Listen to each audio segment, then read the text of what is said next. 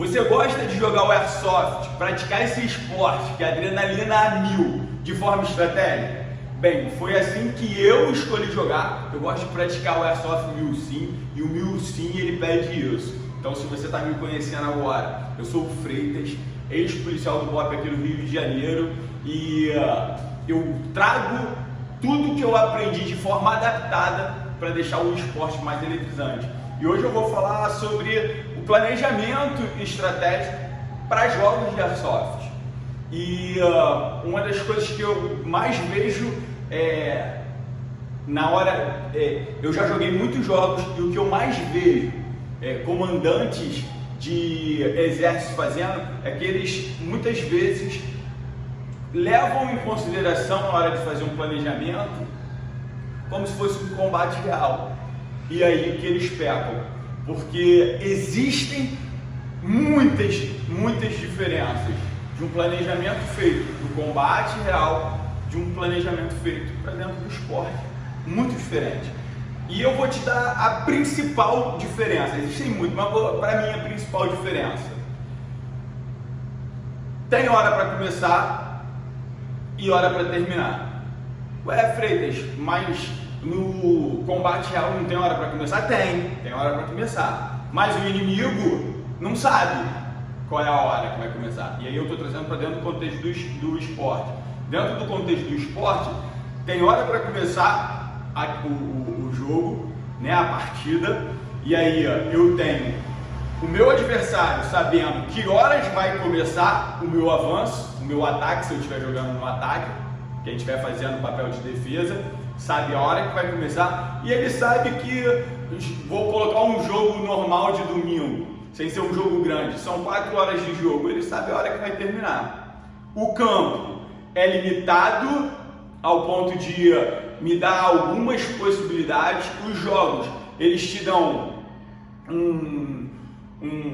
uma missão ali dentro, que o inimigo já sabe qual é essa missão também que você vai cumprir. Então, só essa diferença já te obrigaria a mudar e fazer de forma diferente do que é o real. Mas o planejamento, ele vai fazer a diferença entre você vencer e se divertir vencendo um jogo. E eu sei que o Airsoft é em busca de diversão, mas eu, como um cara que gosto eu sou competitivo e eu gosto de vencer, eu gosto de traçar bons planejamentos para ir lá e cumprir a missão e sair de lá me divertindo também. Porque o cara que vai perder para mim, ele também vai se divertir, mas no final ele perdeu.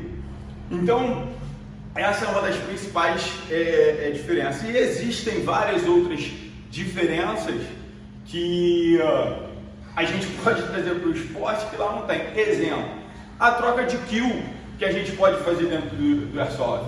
Eu posso usar uma estratégia e eu vou mostrar para vocês, eu vou colocar vídeos no final dessa aula aqui, onde eu vou mostrar para vocês a infantaria que a gente já fez para fazer troca de kill. O que é a troca de kill? Quando eu avanço, eu sacrifico os jogadores, né? Eles morrem, mas eu consigo continuar avançando na infantaria para ir matando eles também, para conseguir dominar um CQB, dominar uma área que eu preciso conquistar. Então aqui eu posso usar isso.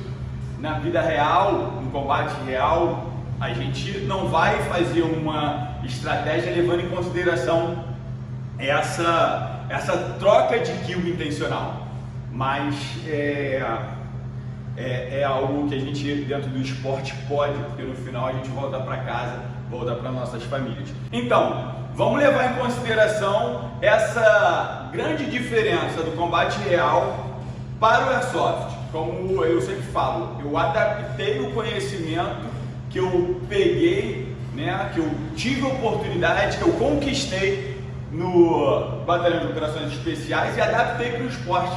E a principal diferença vai ser essa: hora para começar e hora para terminar. Ah, Freitas, então você está falando que não tem hora para começar no combate real? Não tem. No combate real tem hora para começar, mas o inimigo não sabe qual vai ser a hora. Porque dentro do planejamento, não deixar vazar as informações é um uma das seguranças do combate. Mas no Airsoft não tem isso, porque se o jogo começa às 9 horas, o seu adversário ele já está sabendo. E aqui eu vou levar em consideração um jogo de ataque e defesa. Não vou entrar nos pormenores de que tem que fazer, e eu vou dar exemplos de alguns jogos que eu já joguei e que nós tivemos êxito. Então essa principal diferença já tem que mudar todo o meu planejamento. E eu vejo que quando eu participo desses jogos mais estratégicos, eu vejo que os comandantes eles não levam isso em consideração. Eles entram tanto no personagem que eles pensam como se fosse um jogo real. E aí eu não levo em consideração a possibilidade de troca de kill dentro do esporte, que é algo que não existe no combate real, né? Eu não morro para cumprir a missão, e dentro do esporte eu posso sacrificar.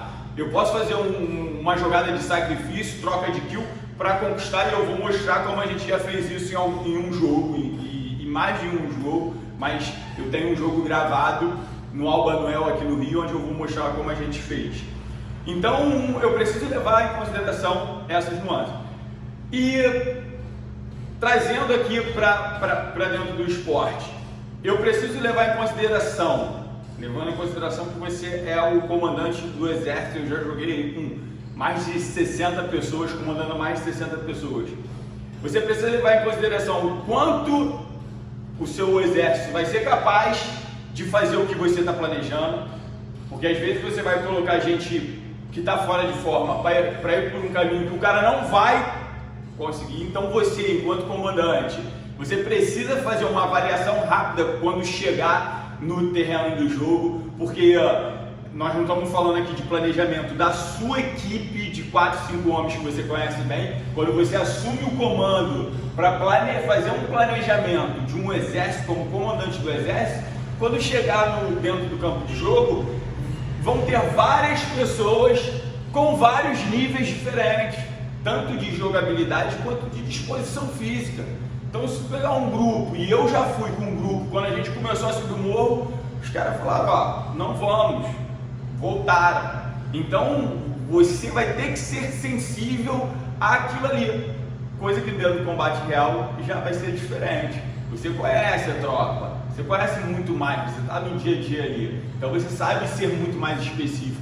Dentro do esporte, cara, tu vai chegar lá e às vezes vai ter um cara super fora de forma, que não tem disposição para ir por onde você manda. E aí? Tu não vai levar isso em consideração na hora de fazer o planejamento estratégico? Então, quando eu não levo em consideração isso, eu já começo errando. Quando eu só olho para o cara está fardado, ele tem disposição dentro do jogo para fazer o que eu mandar, não vai ter. Então você vai precisar chegar no campo de jogo e olhar para o seu exército e pensar, cara, com esse exército eu consigo fazer isso. Outra variante, você vai precisar ganhar a confiança daquele grupo. Porque eu já vi muito jogo, o comandante fala e o nego tá cagando, literalmente. Eu já fui pro jogo, eu já consegui puxar para eu compactar o exército. Eu já fiz cantar hino nacional, eu faço a galera vibrar, eu grito. Por que eu faço isso? Tu é bobão, tu é fanfarrão. Tem gente que fala, né? Que eu sou fanfarrão, mas o cara que é fanfarrão, ele tá ali jogando também, tá fardado de bolinha, que ele não consegue fazer. Mas por que eu faço isso? Para conectar, para botar a galera vibrando, para conseguir fazer aquilo que eu tô falando. Então o que eu faço é fazer eles confiarem naquilo que eu tô falando. Aí eu vou espalhando, conto que eu fui ex-policial do BOP, eu tento trazer as pessoas para mim para gerar isso, mas não é simples. Quando eu consigo, cara, é incrível as missões que a gente faz. Então, eu preciso entender o meu exército, o exército precisa passar confiança e eles precisam acreditar que eu sou capaz de fazer aquilo ali que eu estou falando. Se a gente começar a fazer isso, eu começo a construir um planejamento estratégico. E aqui eu vou me prender a dois jogos. E vou dar exemplos de como foi. Um foi esse jogo aqui, em Araras, aqui no Rio de Janeiro, que era um resgate do Papai Noel. Eu fui convidado para esse jogo, foi a primeira vez que eu tinha ido jogar lá, nunca tinha jogado, apesar de já conhecer o pessoal, não conhecia o terreno, e a gente tinha que resgatar um Papai Noel que estava numa casa aqui bem nesse local aqui onde eu estou marcando. A gente ia sair de um campo de futebol aqui, ó. Outra coisa que eu preciso levar em consideração é o terreno. Tem alguém que conhece? Porque se tiver, eu preciso trazer esse cara para ele me falar. Apesar de eu preciso trazer essa pessoa, ela me falar, e eu preciso ter coragem para desenvolver. Porque às vezes o cara vai falar e eu já vi o cara falar, não, é impossível ir por ali, a gente já foi. Então você tenta colher maior informações que você puder. Então a gente estava partindo do campo e a gente tinha que resgatar o Papai Noel aqui. Vou colocar o vídeo do Papai Noel que a gente conseguiu resgatar. No final ficamos só com 4 operadores. E aí outra coisa que a gente leva em consideração para planejar: quantas vidas cada um tem dentro do esporte. Isso é a máxima, né? É com médico, é respawn ou não é?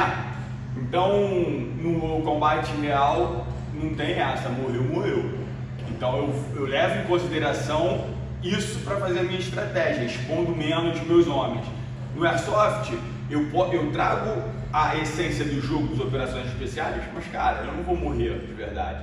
Então se eu tiver que fazer uma técnica de sacrifício, trocar kill, a gente vai fazer. Então a gente estava partindo daqui, o campo não é muito grande, apesar dessa foto aérea, né, aqui o 30 já explicou isso aqui, é uma foto aérea, não é nem um mapa, é uma foto aérea, mas dentro dos jogos de Airsoft é isso aqui que a gente recebe.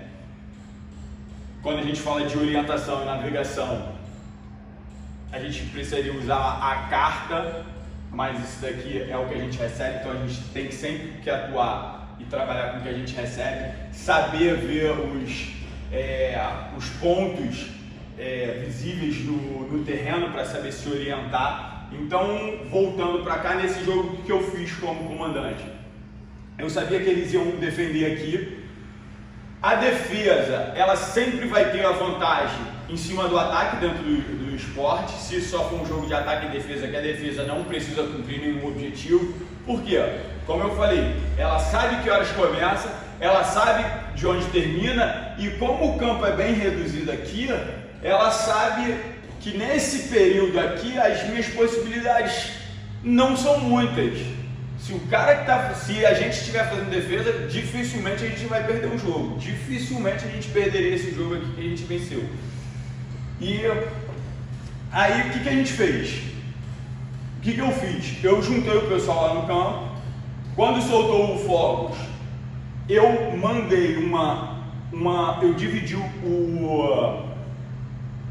o exército em dois. E nesse jogo aqui a gente estava fazendo ataque. Eu dividi o exército em dois. Um pedaço, uma fração desse exército subiu pelo rio, que tem aqui, desceu e subiu pelo rio, e a outra veio num ataque frontal. Exatamente isso. A outra veio num ataque frontal, só que foi mais pra cá, assim. Só que ela não começou o ataque antes que a outra parte do exército se posicionasse, antes que a outra parte, a outra fração, vou chamar aqui, a Bravo 1 se posicionasse. A Bravo 2 ia no ataque frontal, que seria mais perto, mais curto, eles iam ter que andar um pedaço de 100 metros, e iam esperar até que a Bravo 1 avisasse, ó, já estamos posicionados na retaguarda, onde a gente, aquela atrás das casas. E quando desse o ok, a gente ia fazer o que a gente chama no combate real, e serve no combate no Airsoft também, a gente ia fazer o que a gente chama de martelo de Gorna. Mas para funcionar, ele precisaria ser em conjunto. Essa Bravo 2 que veio pelo de frente, eles não poderiam começar o ataque sem a gente se posicionar, porque quem ataca já está na desvantagem. Um ataque feito de homem para homem, só para você ter uma ideia, na Normandia, Segunda Guerra Mundial, se o ataque fosse feito, entre aspas, de homem para homem, eles não conseguiriam ter desembarcado. Então foi a vantagem numérica no desembarque da Normandia, ela era muito maior para ela superar a vantagem de uma defesa já bem estabelecida, já bem desenhada para um possível ataque. Então, eles poderiam não saber a hora, no caso do exército alemão, eles poderiam não saber a hora, mas eles sabiam a condição que o mar deveria estar para poder haver um desembarque. Então eles também se preparavam para aquilo, mas se não fosse a vantagem numérica com que eles tinham para desembarcar ali, muito provavelmente eles não conseguiriam desembarcar. Então, dentro do Airsoft eu não tenho vantagem numérica quando eu ataco. Geralmente é de igual para igual. E aí? Vai fazer como? Só que no Airsoft eu tenho a possibilidade de morrer, ir no respawn ou ser curado pelo médico e voltar para jogo. Eu não gosto muito de respawn. Não gosto de jogos com respawn, prefiro jogos com médicos. Mas aí a gente vai entrar numa discussão que não cabe aqui. Então, nesse resgate do Papai Noel, o que a gente fez? Uma equipe vindo de frente para possível defesa, que eles armaram, que aí a gente não sabe também como eles iriam armar. Você faz uma estimativa óbvia de coisas que você faria se estivesse na defesa, para você também evitar cair em emboscadas dentro do jogo. A Bravo 1, ela chegou à retaguarda. Quando ela chegou, ela já deu o ok. E aí começou a fazer isso aqui, um ataque, vamos dizer assim, de massa, um ataque de infantaria para pegar a defesa, acreditando que a gente só viria por aqui, que não se molharia, porque tem muitos jogos que a galera não está disposta, porque como a egg ela pode escangalhar, bater água, eu entro, vou com a mão para cima, mas tem gente que não entraria no rio. Sorte que aqui a galera bancou. Então, entramos no rio, tem vídeo sobre isso. Entra no rio, sai todo molhado, todo lameado, e aí você faz algo que consegue surpreender. Aqui, a gente conseguiu fazer esse martelo de bigorna, deu certo. No final, só sobrou 4 operadores do meu exército, eu, Justus e mais 2 que estavam lá. Deles tinham mais, mas eles estavam tão preocupados com isso aqui, que quando a gente entrou por trás, a gente achou a casa onde o Papai Noel estava, a gente pegou o Papai Noel e voltou pelo mesmo caminho que a gente tinha feito. A única diferença é que quando a gente resgatou o Papai Noel, eu falei com o Justus, que é um operador da 26 Armas, vamos voltar pelo mesmo caminho. Só que quando a gente caiu no rio de novo aqui, a gente tinha descido numa ponte que tem aqui. E eu tinha certeza que eles poderiam armar uma emboscada na ponte, que não ia dar para atravessar. Então, a gente atravessou para o outro lado da mata, atravessou o rio, tinha um alambrado aqui, a gente pulou, a gente veio utilizando essa mata que ainda estava dentro do limite do jogo, e aí a gente chegou aqui com o Papai Noel. Eu tenho esse vídeo, eu vou te colocar. A gente deu sorte, tinha um Ranger, Ranger é o cara que ajuda, né, tipo um juiz de jogo, e ele tava aonde a gente tinha que extrair o Papai Noel. E ele tava lá e ele filmou essa nossa chegada.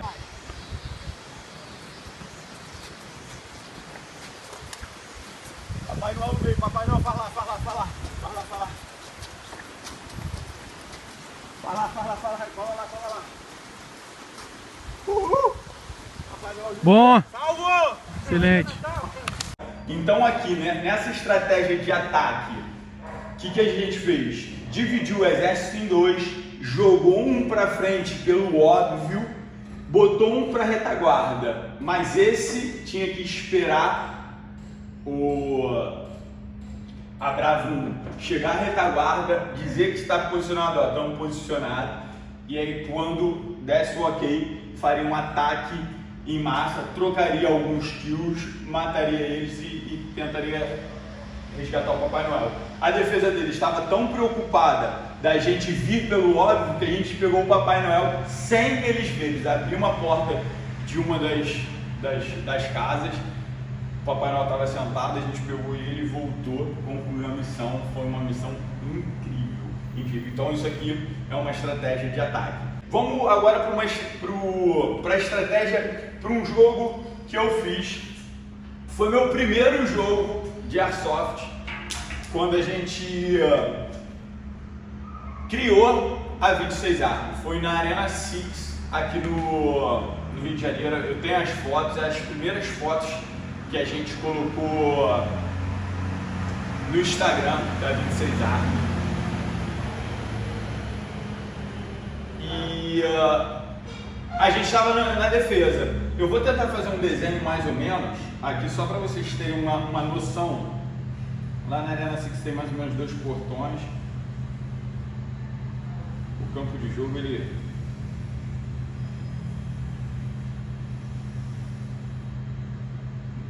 tá bem diferente, mas é só para ter uma noção. Porque lá tem 2 portões de entrada e um dos locais que você sai do jogo é aqui, é desse lado aqui. Aí tem uma rua que sobe por aqui, uma rua que faz assim, se encontra aqui. Tem várias ruas lá, né? Só para dar uma ideia.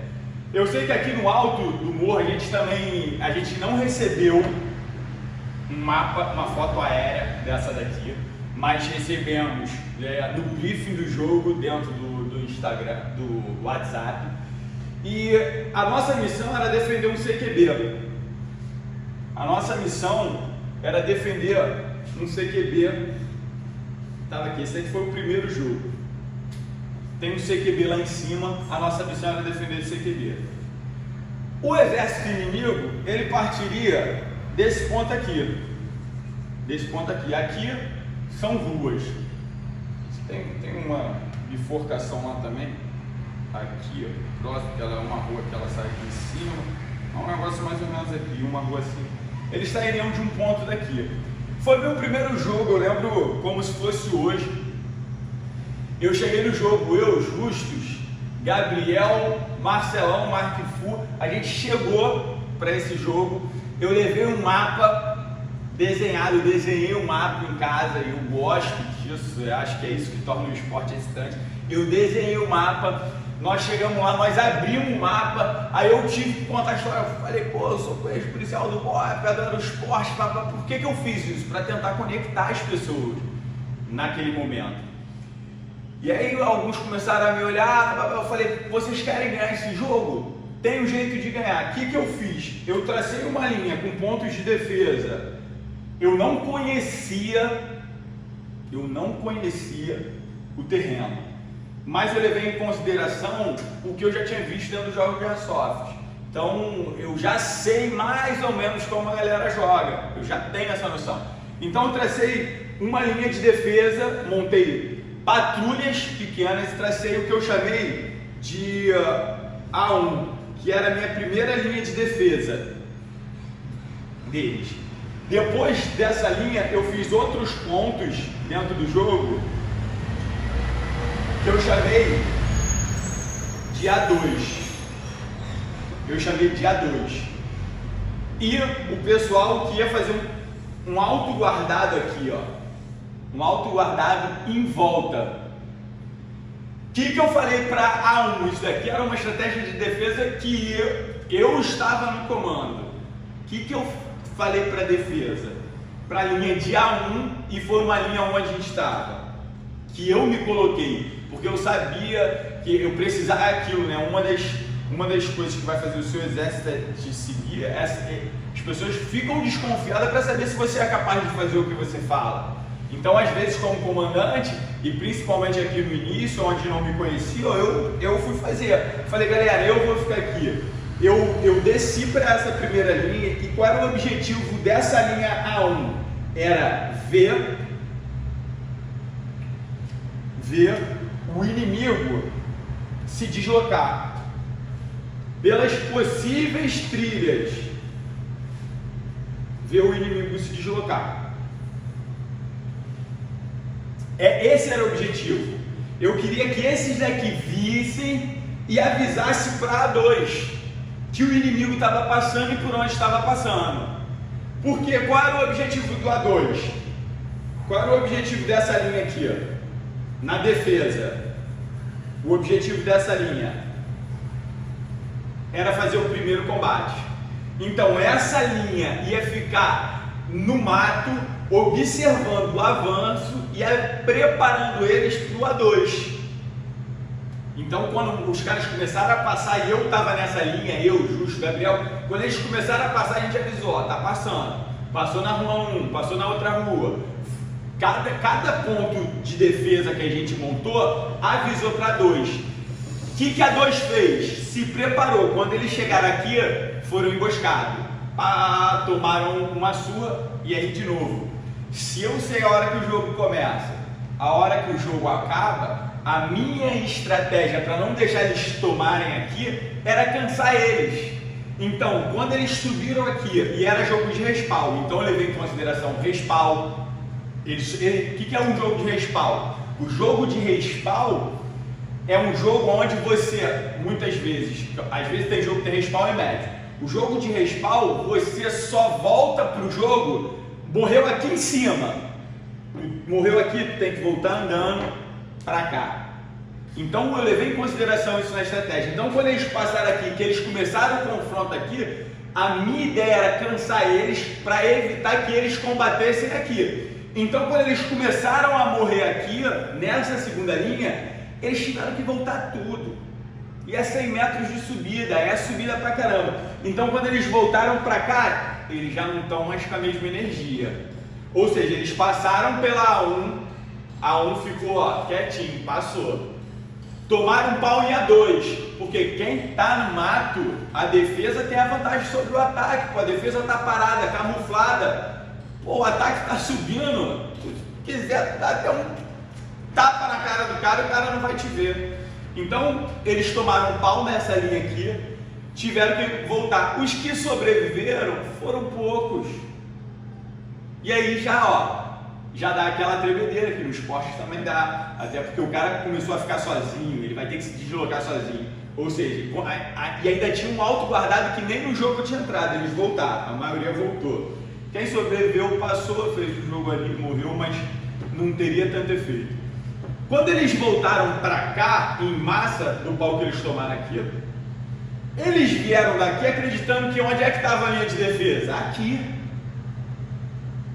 E aí eles vieram, quando eles vieram achando que eles iam tomar, só encontrar o confronto aqui, essa linha que viu eles passando, viu eles voltando e que eu estava, a gente começou a emboscar de novo. Ou seja, tomei um sarrafo a 100 metros subindo o morro, desci, achei que ia ser a 100 metros, de repente andei mais 20, 30, tomo outro sacode aqui. Aí num jogo de 4 horas, isso que eu estou te falando, eu estou encurtando, mas aqui já foram horas. E aí no esporte, no airsoft, cara, desanima. Aí um começa no imagem, aí estou com calor, outras variáveis que o ataque sofre, que às vezes a defesa não sofre. Porque a defesa, estou sentadinho, se eu tiver uma garrafinha d'água, tá ali, um camelback, estou bebendo. Mas a defesa, a ataque tá sobe e desce, sobe e desce, sobe e desce. Então, eles nesse jogo, eles nem chegaram aqui em cima. A gente tinha como defesa, um objetivo nosso, além de proteger, era pegar o comandante deles. O comandante deles estava de guile, ele conseguiu vir para cá sozinho de guile, só que quando ele estava passando num bambuzal, tinha uma patrulha nossa aqui, que pegou ele. Então, isso daqui foi minha estratégia de defesa. Dentro da estratégia, eu levei todas eu levei em consideração todas as diferenças que o esporte tem, e é por isso que é importante. É esporte, é diversão, é diferente. Então, eu adaptei, por isso que faz tanta diferença. A gente pode trazer a emoção do jogo, da estratégia, mas tem a diferença. E se eu não respeito essa diferença, o sucesso não vai ser igual. Então, eles não conseguiram. A galera que estava aqui pouco entrou no jogo. Então, o jogo como foi se desenrolando. Depois, eu como comandante saí daqui, nós subimos para cá e depois fizemos um auto guardado bem feito aqui junto com a galera que estava. Depois que porque aqui também, né, nós fomos morrendo e aí o nosso respawn era lá em cima, era atrás da base, era um local mais para cá. Então a gente foi reforçando aqui, só que o desgaste que o ataque sofreu já era muito grande. Então eles já foram desistindo e no primeiro jogo da 26, a gente já jogando como operações especiais, mas eu à frente do comando,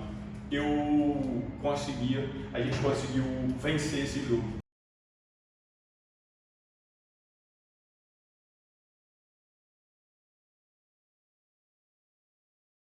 Dessa porra aí, vamos, porra! Vai! Vai!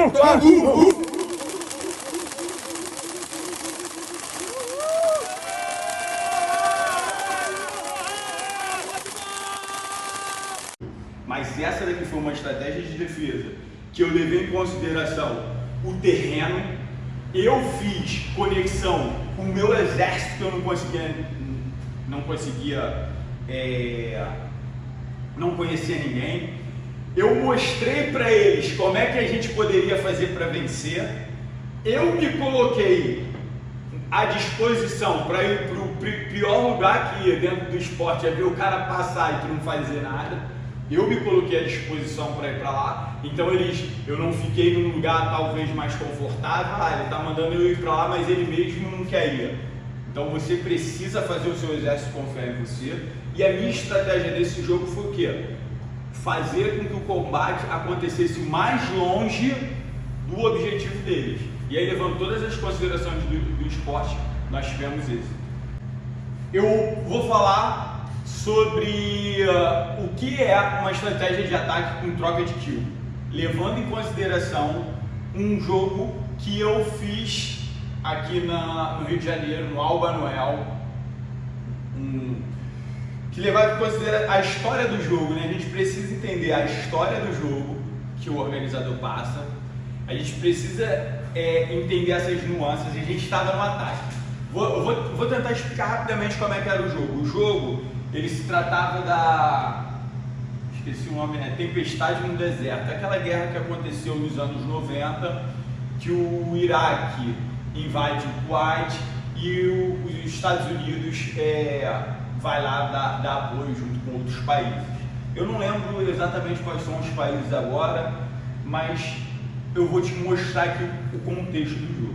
O organizador me conhece, sabia que eu gostava de jogar de forma estratégica, que eu conseguia fazer essa união, e ele falou: Freitas, eu quero que você represente o Iraque, né? Aí eu até brinquei com ele: pô, você é o Saddam Hussein então.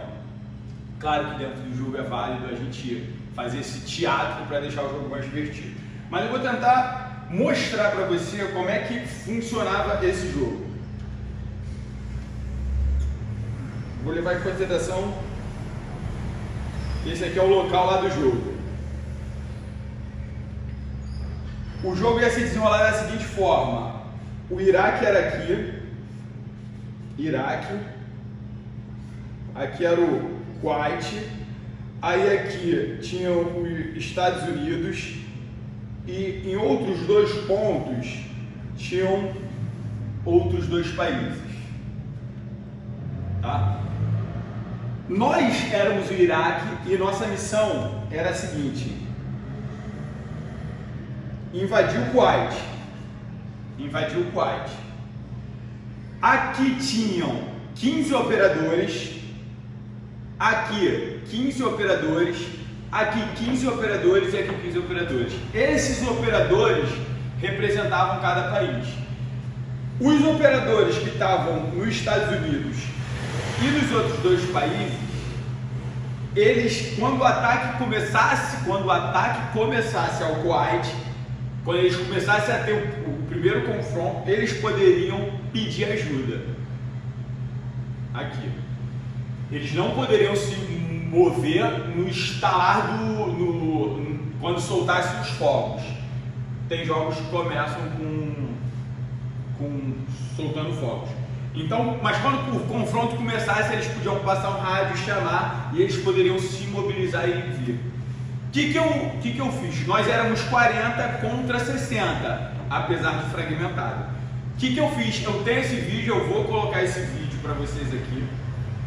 O que eu fiz? Eu juntei esses 40, falei, rapaziada, a gente só vai ganhar se a gente fizer isso. E eu comecei a animar o pessoal, pô, sei que e aí eu ficava gritando, Saddam Hussein, Saddam Hussein. Óbvio, não estava ali enaltecendo ele, mas era algo ali dentro da brincadeira.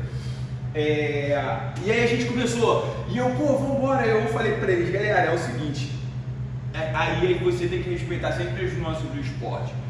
Eu adoro jogar como operações especiais, mas se eu assumir o comando de um exército, eu preciso fazer o melhor. E às vezes o melhor não vai ser infiltrar, fazer uma jogada épica. Falei para eles, vamos pegar os 40, a gente podia nesse jogo, legal observar isso também, podia granada de fumaça, bomba de fumaça. Então eu peguei uns 3 ou 4 leves, dei granada de fumaça para eles, e eu falei, vamos 40 de uma vez só trocar kill. Porque se eu faço uma boa defesa, 15 consegue pagar a 40. Pelo menos até o reforço chegar. Mas eles não fizeram uma boa defesa.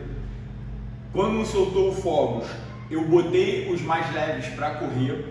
Eles jogaram fumaça, fizeram uma linha de fumaça aqui. Os 40, aí aqui era uma casa. A gente correu para cá, 20 veio para cá e 20 veio para cá, por trás da casa. E o que é a troca de kill? O que é a troca? Porque nesse jogo tinha, levando em consideração a estratégia, você só renascia no respawn do seu país. Ou seja, os únicos que não renasciam só no respawn do país deles eram o Kuwait. Porque se a gente expulsasse, eles iam ter que renascer em outros países. Então o que eu falei? A gente vai trocar kill. O que é trocar kill? A gente vai fazer infantaria, eu vi o cara, dei tiro nele, ele me mata, e o que tá logo atrás já viu a posição, vou e matou ele. Aí eu falei, ó, a gente vai trocar kill. Quem morrer nessa troca de kill, volta pro Iraque e faz um auto guardado. Quem morrer já volta, já faz. Quem sobreviver e eliminando, faz um auto guardado no Kuwait. Se ligou? Então, a gente fez a troca de kill, 40 contra 15, a gente conseguiu matar. Os que a gente perdeu já voltaram para cá, fizeram um auto guardado aqui, e os que sobreviveram fizeram um auto guardado aqui. A gente só podia nascer aqui. Quando eles vinham tentar dar ataque na gente, e a gente fazendo um bom auto guardado, e eles tentavam vir para cá, eles não fizeram o que a gente fez, eles não juntaram 60 e tentaram, porque se eu estou na estratégia de defesa, o que eu faço? Eu junto os 60 e venho para cá. Meu objetivo era recuperar o Kuwait, pô. Eles começaram a dar ataque no Iraque, meu respawn aqui perto. O que eu fazia? Quando alguém morria aqui, quando esse cara ia reviver lá, eu passava um rádio e pedia um cara que estava aqui vir para cá. Então, estrategicamente, eu tinha 20 aqui, bem posicionado. Os caras fracionavam para tentar entrar, a gente montou um auto guardado com várias emboscadas, os caras vinham bater. Nós ganhamos esse jogo aqui em 20 minutos. Como assim, Freitas ganhou em 20 minutos? Em 20 minutos a gente conquistou o Iraque. E durante as 4 horas de jogo, a gente não perdeu. E a gente ficou ali. Eu tenho esse vídeo, eu vou disponibilizar aqui no final para vocês como é que foi. Tem um início ali da gente gritando, e quando solta os fogos você vê a correria que é. É impressionante. Tanto esse quanto do Papai Noel eu vou colocar, e eu vou colocar também no vídeo aqui o mapa da Arena Six. Foi o meu primeiro jogo da 26A. Então, isso aqui é uma infantaria com troca de kill. Era pra ter trago o caveirão. Eu perguntei isso pra você. Passa por trás e cola no muro. Cola no muro. Caralho, da play que tá ardendo. Vai aí. Preto, filho. Faz um vídeo aí, faz. Que vai agora, hein? Saddam Hussein, Saddam Hussein, Saddam Hussein, Saddam Hussein, Saddam Hussein, Saddam Hussein, Saddam Hussein, Saddam Hussein, Saddam Hussein, Saddam Hussein, Saddam Hussein, Saddam Hussein.